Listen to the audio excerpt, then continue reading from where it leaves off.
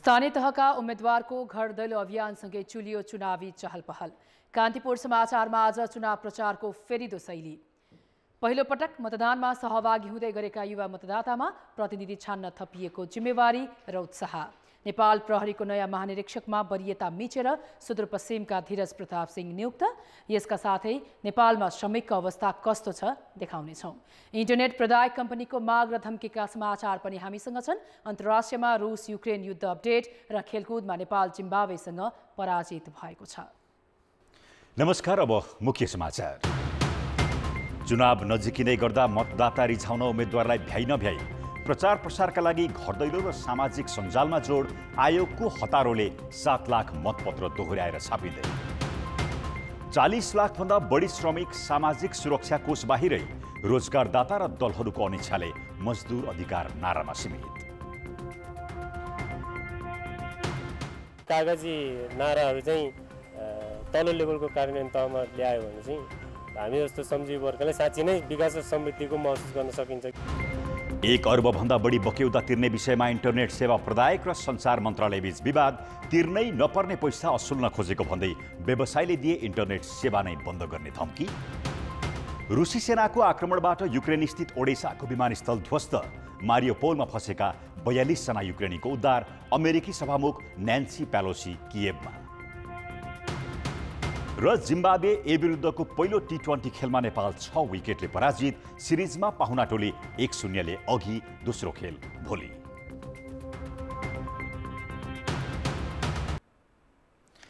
निर्वाचन आयोगले आफ्नै निर्णय उल्ट्याउँदै महानगरपालिकाको मतपत्र छाप्न थालेको छ। तराईका केही जिल्लामा धेरै उम्मेदवारी परेको भन्दै आयोगले करिब 7 लाख मतपत्र फेरि छाप्ने निर्णय गरेको हो।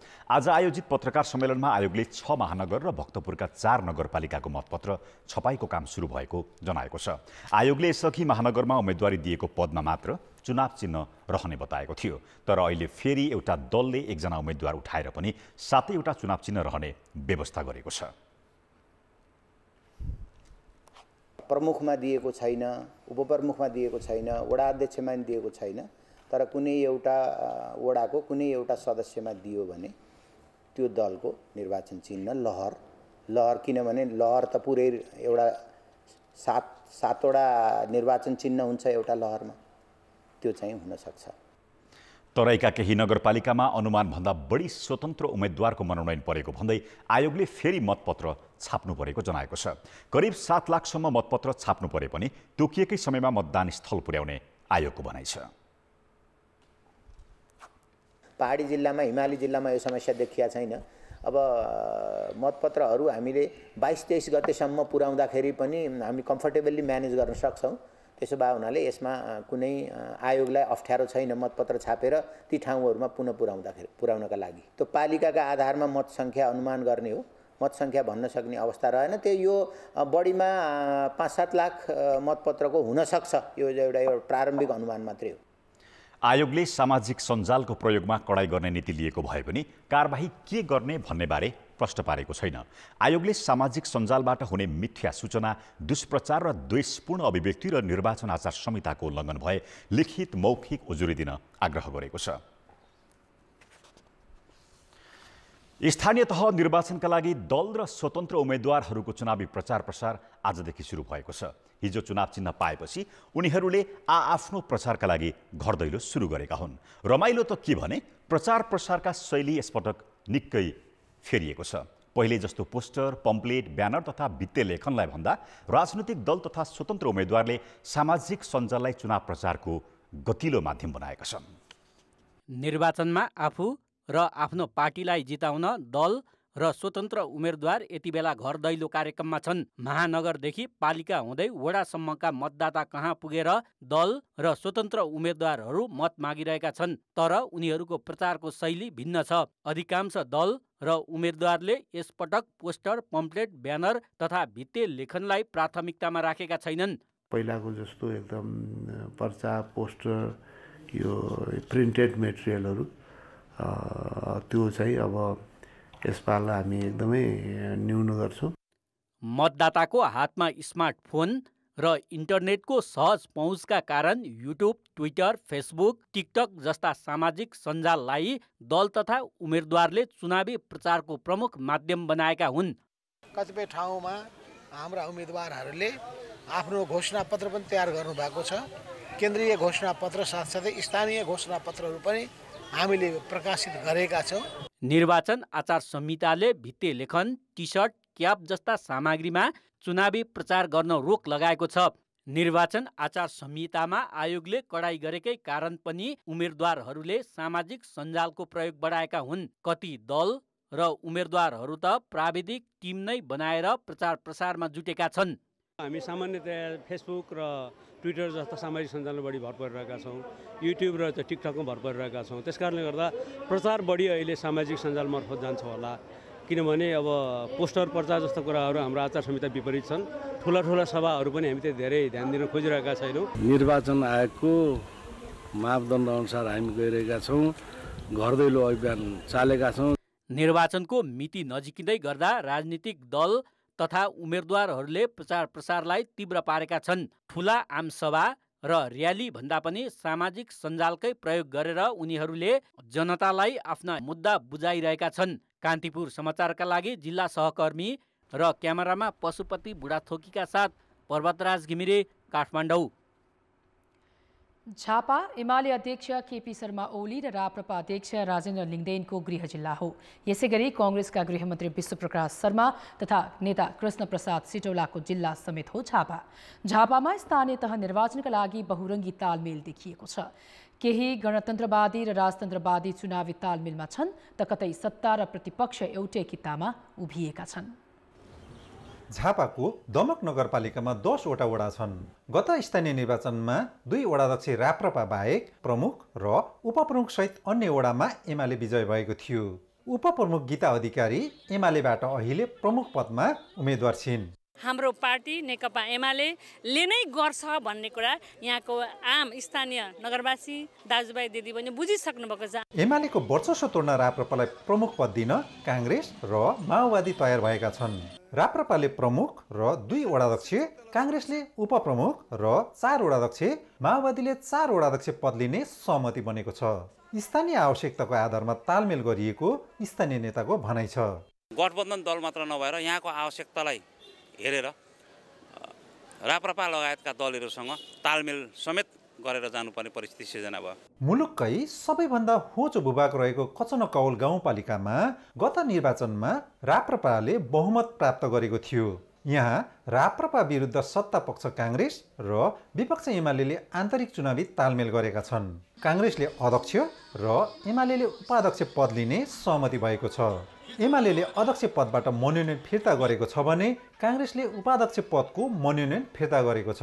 राष्ट्रिय प्रजातन्त्र पार्टी कचन कवलको विरुद्धमा जुन अहिले गठबन्धन गरेको छ, यो खास गरेर सत्ता पक्षको अस्तित्वको अन्त्यको परिचय हो। चुनाव मतदाताले रुचाएको व्यक्ति स्वतन्त्र रूपले छान्ने अवसर हो। तर केन्द्र तथा स्थानीय राजनीतिक नेतृत्वले धेरै स्थानमा स्वतन्त्र मतदानको अवसर नदिएको मतदाताको आरोप छ। कान्तिपुर समाचारको लागि गणेशमान मुखिया, झापा।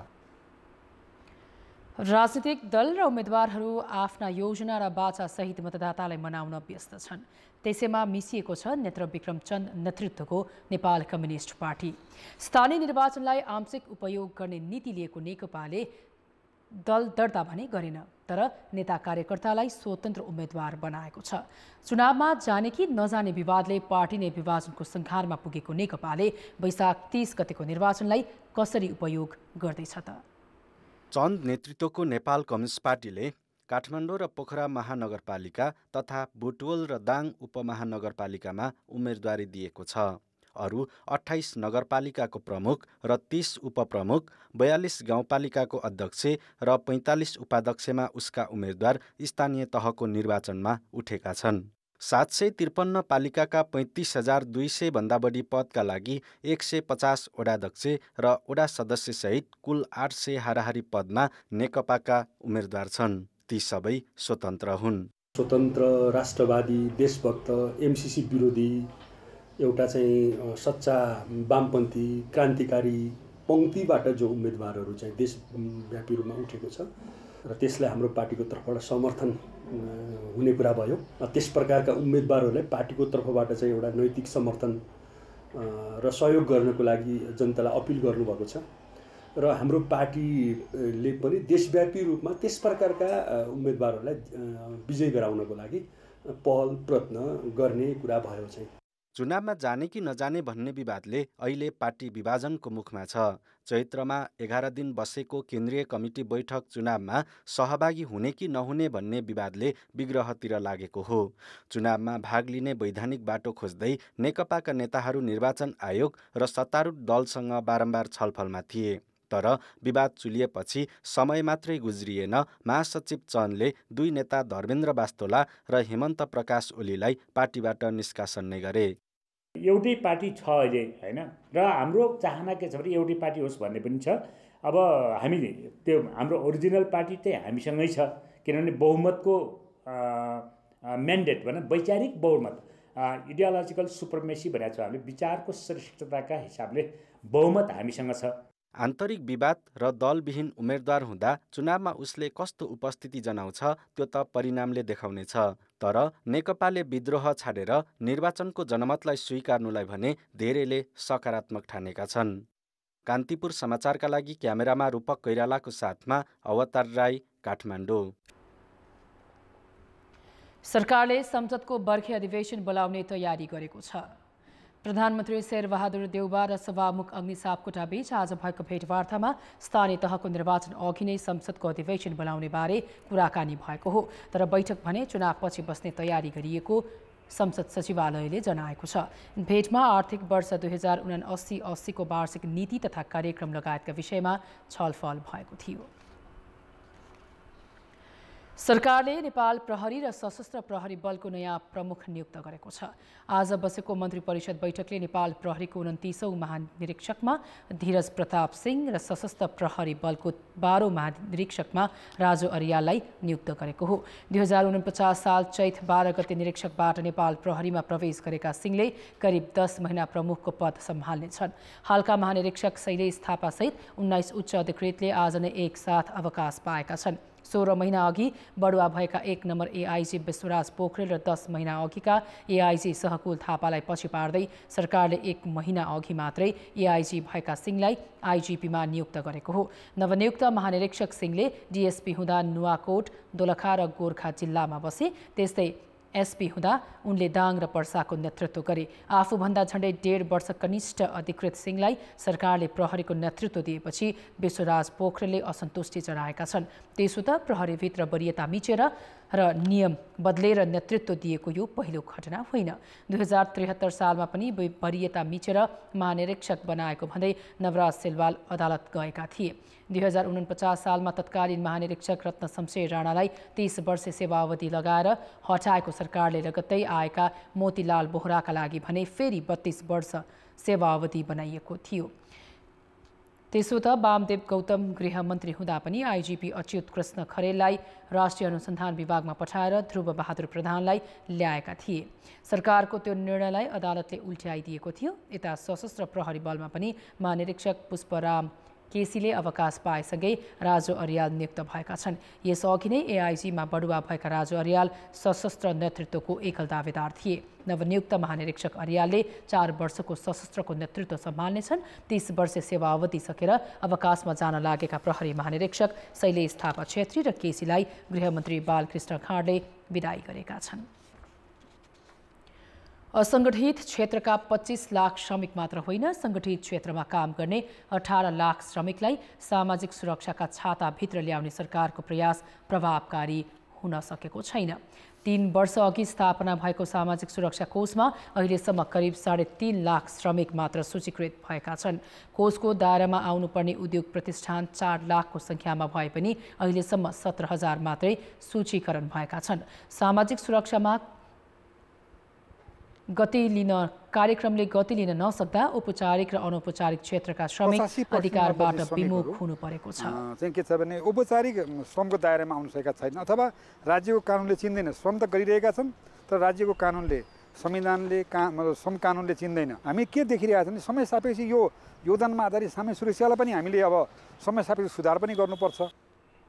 सरकारले असङ्गठित र अनौपचारिक क्षेत्रका श्रमिकलाई पनि सामाजिक सुरक्षा कोषको दायरामा ल्याउने बताए पनि त्यसको गृह कार्य अझै हुन सकेको छैन। कोषमा रोजगारदाताले श्रमिकको आधारभूत तलबको 20% र श्रमिकको 11% रकम जम्मा गर्ने व्यवस्था छ। सामाजिक सुरक्षा कार्यक्रम श्रमिकको हितमा भए पनि रोजगारदाताले अनिच्छा देखाएका छन्। सरकारले यसलाई बाध्यकारी बनाउन नसक्दा सङ्गठित क्षेत्र श्रमिकलाई पनि आउन नसकेका हुन्। अब जनमतको अन्तिम परिणाम। जनमतमा हिजो हाम्रो प्रश्न थियो, सार्वजनिक निर्माणको काममा निर्माण व्यवसायीले आलटाल गर्नुलाई के भन्नुहुन्छ? ए कमजोर नियमन, बी काम ठग्ने प्रवृत्ति र सी अचाक्ली महँगी।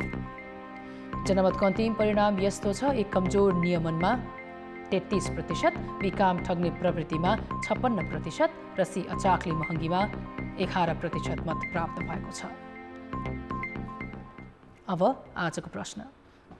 जनमत नेपालमा श्रमिकको सामाजिक सुरक्षाको अवस्था किन दयनीय भएको होला? ए उद्योगीको उपेक्षाले, बी श्रमिक सङ्गठित नभएर र सी अन्य कार्यान्वयन भएन। जनमतको अन्तिम परिणाम भोलि बेलुकी 8 बजेको कान्तिपुर समाचारमा प्रसारण गर्नेछौँ। कृपया NEWS न्युज स्पेस ए बिवासी टाइप गरी 34001 मा SMS गरी आफ्नो मत व्यक्त गर्नुहोला।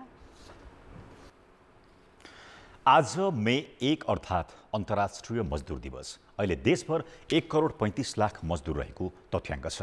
हरेक वर्ष 4 देखि 6 लाख मजदुर थपिने गरेका छन्। तर राजनैतिक दलहरूले स्थानीय तहको निर्वाचनको घोषणापत्रमा मजदुरको उचित व्यवस्थापन गर्ने नीति ल्याउन सकेनन्। स्थानीय तह निर्वाचनमा 69वटा दलले विभिन्न पदमा उम्मेदवारी दिएका छन्। 35,221 पदका लागि वैशाख 30 गते हुने चुनावमा 1,50,000 भन्दा बढी उम्मेदवार प्रतिस्पर्धामा छन्। प्राय सबै राजनीतिक दल र उम्मेदवारले आआफ्नो घोषणापत्र सार्वजनिक गरेका छन्। तर घोषणापत्रमा मजदुरका विषयले खासै प्राथमिकता पाएको देखिँदैन। गरिबले दिनभरि कमाउँछ 1,000-1,500 कमाउँछ। कोठा बाल तिर्ने हो कि खाना खाने हो कि आफ्नै पेट पाल्न गाह्रो छ। समस्या यो छ। मलाई त कसैकोमा केही चाहिँदैन, तर मैले काम गरेर खान पाए मलाई हुन्छ। मैले चाहिँ काम गरेर खानु पाउनु पर्यो ताकि मलाई हस्तक्षेप नहोस् केहीमा पनि। त्यो कागजी नाराहरू चाहिँ तल्लो लेभलको कार्यान्वयन तहमा ल्यायो भने चाहिँ हामी जस्तो श्रमजीवी वर्गलाई साँच्चै नै विकास र समृद्धिको महसुस गर्न सकिन्छ कि भन्ने चाहिँ हाम्रो। कमाउन गाह्रो छ, काम गर्न गाह्रो छ, काम पनि त्यति छैन धेरै। अलि काम बिस्तारै चलिरहेछ। सबैभन्दा ठुलो दल नेकपा एमाले गाउँ गाउँमा सहकारी र घर घरमा रोजगारी, मर्यादित श्रम र सम्मानित श्रमिकको नारालाई अघि सारेको छ। नेपाली काङ्ग्रेसले स्थानीय सरकारको मार्गचित्र भन्दै आफ्नो 88 पृष्ठ लामो घोषणापत्रमा नागरिक स्वतन्त्रता, असल शासन र जवाबदेहिता लगायतका विषय उल्लेख गरेको छ। जसपाले वडामा 50 जना र नगरपालिकामा 500 जनालाई रोजगारी दिने घोषणापत्रमा उल्लेख गरेको छ। नेकपा एकीकृत समाजवादीले 2051 सालको एमाले नेतृत्वको 9 महिने सरकारले गरेको कामलाई अहिले प्रचार गरिरहेको छ। दल तथा उम्मेदवारले श्रमिकका लागि रोजगारी सृजना गरिने बताएका छन्। तर रोजगारी सृजनाका आधार के हुन् भन्ने प्रश्न पार्न सकेको छैन। बिहान बेलुका हातमुख जोड्नै धौधौ हुने हजारौं श्रमिक भए पनि उनीहरूको तथ्याङ्क पहिचान र रोजगारीमा प्राथमिकता दिने कुरा कुनै पनि घोषणापत्रमा उल्लेख गरिएको छैन। त्यहाँ कामका लागि जाने श्रमिकहरूको अवस्था कस्तो छ, कृषिमै भइराखेका श्रमिकहरूको अवस्था कस्तो छ र वैदेशिक रोजगारीमा जाने पालिका स्तरमा कस्ता कस्ता श्रमिकहरूको अवस्था कस्तो छ, दक्ष अर्धदक्ष अध्यक्षको अवस्था कस्तो छ, ती बारेमा तथ्याङ्कहरूलाई चाहिँ विचारै नगरिकन सामान्यतः अहिले केन्द्रमा सङ्कल्पका रूपमा आएका त्यसलाई टेम्प्लेट मेनिफेस्टो भन्छ। स्थानीय तहका उम्मेदवार कसैले भ्रष्टाचारमा शून्य सहनशीलतालाई मुद्दा बनाएका छन् त कसैले मोनोरेल र मेट्रो रेललाई प्राथमिकतामा राखेका छन्। तर मजदुरका समस्या भने वर्षौंदेखि उस्तै छन्। मजदुरका मुद्दा उठान गर्न दलहरू चुक्दा समस्या समाधान हुनुको साटो झनै बल्झिने जोखिम देखिन्छ। कान्तिपुर समाचारका लागि क्यामेरामा श्याम श्रेष्ठ र विकास जोशीका साथ बिजनेस ब्युरोको रिपोर्ट। अब जनताको आवाज आज हामीले 7 प्रदेशमा सोधेका छौँ। श्रमिकका मुद्दा किन एजेन्डामा मात्रै सीमित भएका होलान्? जनताको आवाज। जो श्रमिक छ ऊ त्यो ठाउँमा त्यो पोलिसी लेभलसम्म पुग्न सकेको छैन। लागू गराउनेहरू नै आफै त्यो माथि बसेको हुन्छ त, उसले कहिले पनि त्यो लागू गराउन पनि चाहँदैन। निश्चित मापदण्ड राखेको हुन्छ, त्यो दिन्नन्।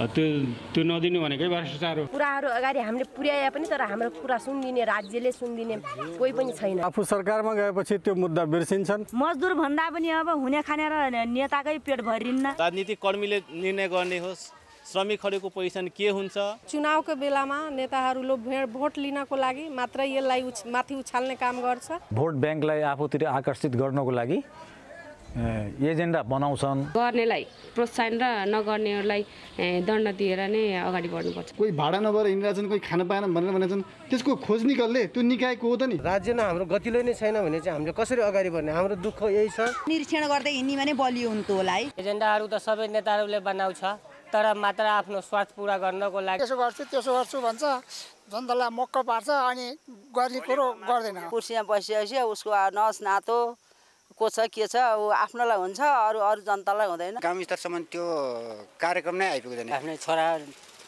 छोरीहरूलाई त्यस्तै बेला पार्छ, सरकारले पनि त्यही गर्छ। सरकारले अलिकति मजदुरहरूलाई पेलेको पनि हो। रोजगार पाउनलाई गाह्रो भयो तर कामदार पाउनलाई गाह्रो भएन। उनीहरूको आवाजहरू धनी वर्गहरू माथिल्लो तहमा रहेका वर्गहरूले चाहिँ दबाउनुको कारण मालिकहरू चाहिँ कानुन कार्यान्वयन गर्ने निकायमा माथि भएकोहरूले जिल्ला केन्द्रमा हाम्रो मान्छे आफ्नो नभएको, श्रमिकको मान्छे नभएको कारण। नमस्कार हजुर तपाईँ गरेर बोर्ड हाल्न पठाउँछन् अनि बोर्ड हालिसकेपछि उनीहरूले मतलबै गर्दैन।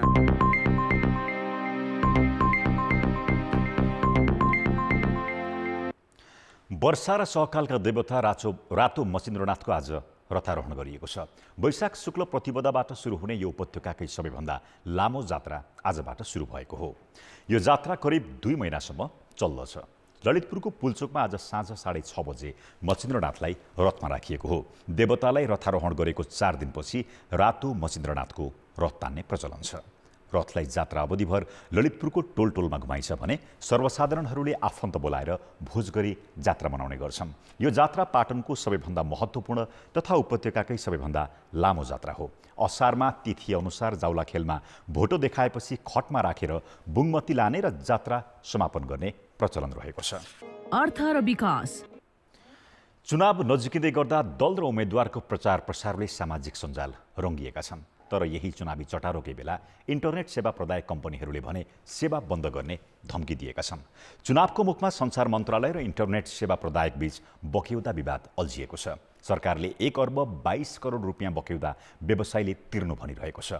महालेखाले सो बक्यौदा बेरुजुका रूपमा राखेपछि सञ्चार मन्त्रालयले फड्स्योक नगर्दासम्म विदेशी मुद्राको सटही अनुमति दिन नसकिने भनेको हो। तर इन्टरनेट सेवा प्रदायकहरूको संस्था आइस्प्यानले भने तिर्नै नपर्ने रकमबारे समेत छलफल नगर्ने अडान राखेको छ। हाम्रो तिर्न नपर्ने पैसा बेरुजु देखिएको छ। मिनी संसद जुन भनिन्छ देशको सार्वभौम नेपालको एउटा संसद भनेपछि सबैभन्दा टप मोस्ट हो। मिनी संसद भनेको सार्वजनिक लेखा समितिलाई भनिन्छ। उसले त्यो बेरुजु हटाउनु लगत कट्टा गरिदिनु भनेर निर्देशन दिइसकेका छ। सञ्चार मन्त्रालयले आफ्नो काम नगर्ने, महालेखा परीक्षकले काम नगर्ने, अनि दुःख चाहिँ हामी किन पाउने? महालेखाको 58औं प्रतिवेदनमा सञ्चार मन्त्रालयको नाममा 1 अर्ब 22 करोड रुपियाँ बेरुजु असुल गर्नुपर्ने उल्लेख छ। इन्टरनेट सञ्चालकहरूले पैसा नतिर्ने बरु सेवा नै बन्द गर्ने चेतावनी दिएपछि सरकार पनि अप्ठ्यारोमा परेको हो। इन्टरनेट जस्तो अत्यावश्यक सेवामा सेवा प्रदायक र मन्त्रालय बीच कुरा नमिलेपछि मारमा उपभोक्ता पर्ने देखिएको छ। यसले गर्दाखेरि सर्वसाधारणले दुःख पाउनु हुँदैन जस्तो लाग्छ मलाई। किनभने इन्टरनेट भनेको अति आवश्यक र आजको दिनमा त हाम्रो डिजिटल नेपाल फ्रेमवर्कमा त यसलाई त आधारभूत आवश्यकताको रूपमा पनि राखिएको अवस्था छ। आधारभूत आवश्यकता भनेको जति हामीलाई पानी चाहिन्छ प्रत्येक दिन त्यति इन्टरनेट पनि चाहिन्छ भन्ने कुरा हो। इन्टरनेट सेवा प्रदायकले ग्राहकबाट सेवा र मर्मत सम्भार सहित 2 किसिमका शुल्क लिन्छन्। सेवा शुल्कको कर तिर्छन् तर मर्मत सम्भार बापत लिने शुल्कको कर तिर्दैनन्। सरकारले त्यसमा 2% कर तोकेको छ। अहिलेको मुख्य विवाद यही नै हो। खेलकुद समाचार। कान्तिपुर खेलकुद समाचारमा स्वागत छ। नेपाली टोलीले पहिलो टी20मा जिम्बाब्वे ए टिमसँग 6 विकेटको पराजय बेहोरेको छ। यो नतिजापछि जिम्बाब्वेको टोलीले 3 खेलको सिरिजमा 1-0 को अग्रता बनायो। कीर्तिपुर स्थित त्रिवी क्रिकेट मैदानमा भएको खेलमा टस हारेर पहिले ब्याटिङ गरेको नेपालले निर्धारित 20 ओभरमा 5 विकेट गुमाएर 181 रनको बलियो योगफल बनाएको थियो। ओपनर आसिफ शेख मात्र 9 रनमा पेभिलियन फर्किएपछि अर्का ओपनर कुशल भुटेल र रोहित पौडेलले 57 रनको साझेदारी गर्दै विशाल योगफलतर्फ डोहोर्याएका थिए। कुशलले 46 रन बनाए। उनले 31 बलमा 8 चौका हिर्काए। मोहम्मद आदिल अन्सारीले आक्रामक ब्याटिङ गरी 27 बलमा 47 रन थपे। रोहित पौडेलले 36 तथा दिपेन्द्र सिंह ऐरीले 28 रन जोडे। बलिङतर्फ ब्रान्ड एभान्स, लोक जोङबी, ब्रेन्डोन माभुटा तथा जोन मासाराले 1-1 विकेट लिए। जवाफमा उत्रिएको जिम्बाब्वे एले 18.5 ओभरमा 4 विकेट गुमाएर लक्ष्य पूरा गर्यो। उसका 2 खेलाडीले अर्धशतकीय पारी खेले। ओपनर द्वय इनोसेन्ट काया र टाडिवानास मारिनीले मिलेर 73 रनको पारी खेल्दै टिमलाई उत्कृष्ट सुरुवात दिलाएका थिए। कायाले 9 चौकाको मद्दतमा 47 रन बनाए भने मारुमानीले 56 रनको अर्धशतकीय पारी खेले। उनले 41 बलमा 3 चौका र 3 छक्का प्रहार गरेका हुन्। कप्तान टोनी मुनुयङ्गाले 50 रन बनाए। उनले 23 बल खेल्दा 7 चौका प्रहार गरेपछि जिम्बाब्वेको जितको आधार तय भएको थियो। राष्ट्रिय टिमबाट पहिलो पटक खेलेका बासिर अहमदले 2 विकेट लिए। उनले 3.5 ओभर बलिङ गर्दा 22 रन खर्चिएका थिए। कप्तान सन्दीप लामिछाने निकै महँगो साबित भए। उनले 4 ओभर बलिङ गर्दा 50 रन खर्चिएर मात्र 1 विकेट लिएका थिए। करण केसीले 3 ओभर बलिङ गर्दा 30 रन खर्चिएर 1 विकेट लिए। सिरिज अन्तर्गतको दोस्रो खेल भोलि हुनेछ। राष्ट्रिय फुटबल टिमका प्रशिक्षक अब्दुल्लाह अल्मुताइरीले बन्द प्रशिक्षणबाट बाहिरिएका 10 खेलाडीलाई एसिया कप छनौट खेल्ने टिममा समावेश नगर्ने अडान राखेका छन्। अखिल नेपाल फुटबल सङ्घ एन्फालाई पत्र लेखेर अल्मुताइरीले प्रशिक्षकका हैसियतले टिम निर्माणको अधिकार आफैसँग रहेको प्रश्न पारेका हुन्। एन्फा महासचिव इन्द्रमान तुलाधरलाई लेखेको पत्रमा अल्मुताइरीले पछिल्लो विवादमा आफ्नो कुनै गल्ती नभएको भन्दै खेलाडी नै दोषी रहेको भनेका छन्। उनले खेलाडीलाई आफूले माफी दिएको र कुनै कारबाही नगर्न एन्फालाई निर्देशन दिएका छन्। पत्रमा एन्फाले भने अहिलेसम्म यस विषयमा कुनै छानबिन गरेको छैन। खेलाडी अब जसले क्याम्प छोडेर गएको छ उनीहरू अहिले राष्ट्रिय टिममा नफर्किने सम्भावना बढी छ होइन। अब त्यस्तै अब प्रशिक्षकको यही रवैया रह्यो भने प्रशिक्षकलाई हामीले धेरै बोक्न सक्दैनौँ होइन। त्यो सम्भावना त्यतिकै छ होइन। त्यसैले म्यानेजमेन्टमा कमजोरी छ भने त्यहाँ सुधारको कुरा पनि आवश्यक हुनसक्छ। भनेपछि अहिले ठ्याक्कै यही कुरा हुन्छ भन्ने कुरा चाहिँ छैन होइन। उहाँहरूको व्यवहार कस्तो रहन्छ र नेपाली फुटबललाई को आवश्यक रहन्छ भन्ने कुरो हो। बन्द प्रशिक्षण छोडेका 10 खेलाडीले बुधबार पत्रकार सम्मेलन गर्दै प्रशिक्षकको व्यवहार चित्त बुझ्दो नभएको बताएका थिए। उनीहरू लगातार एन्फा समक्ष न्याय मागिरहेको बताउँछन्। जुन खेलाडीहरू त्यहाँबाट निक्ले त्यो विद्रोह होइन, पहिलो कुरा विद्रोह गरेर निक्लेका होइन र उहाँहरूलाई स्वइच्छाले निक्लेका पनि होइन, उहाँहरूलाई निकालिएको हो। किनभने एकचोटि दुईचोटि मात्र होइन, 3-3 चोटिसम्म तिमीहरू जा जा जा भनिसकेपछि बस्ने कुरा पनि रहेन होइन। आफ्नो पनि आत्मसम्मान हुन्छ, त्यसको लागि उहाँहरूले र हुन्छ प्रशिक्षकले आदेश मानेर उहाँहरू निक्लिनु भएको र निक्लिने बेलामा जानकारी गराएर निक्लिनु भएको छ। एसिया कप छनौटको बन्द प्रशिक्षणमा रहेका रोहित चन्द सहितका 10 खेलाडीले एकैपटक बन्द प्रशिक्षण छोडेपछि अब्दुल्लाहको यो पहिलो प्रतिक्रिया हो। उनले खेलाडीहरूले आफूलाई जानकारी नै नदिई बन्द प्रशिक्षण छोडेको दावी गरेका छन्। विवादपछि उनले प्रशिक्षणमा 17 नयाँ खेलाडी थपेका थिए। अल्मुताइरीले आफू अझै प्रशिक्षक रहन चाहेको समेत खुलाएका छन्।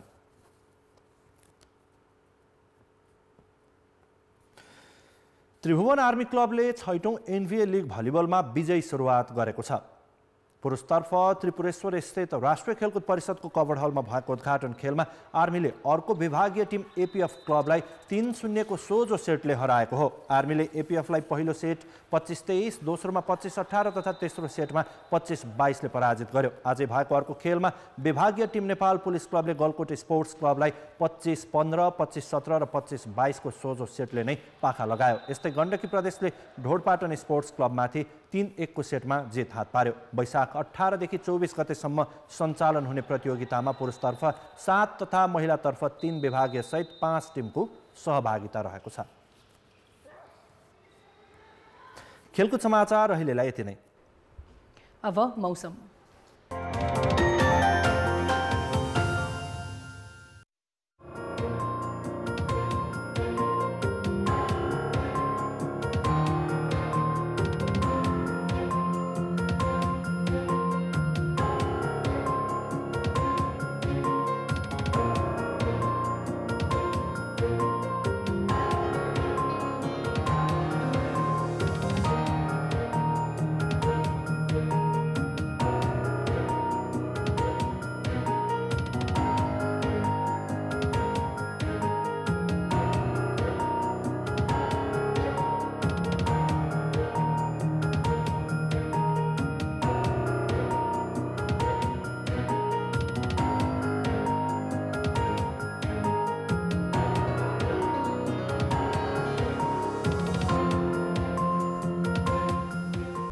कान्तिपुर समाचार अहिलेलाई सकियो। कान्तिपुर टेलिभिजन हेर्दै गर्नुहोला।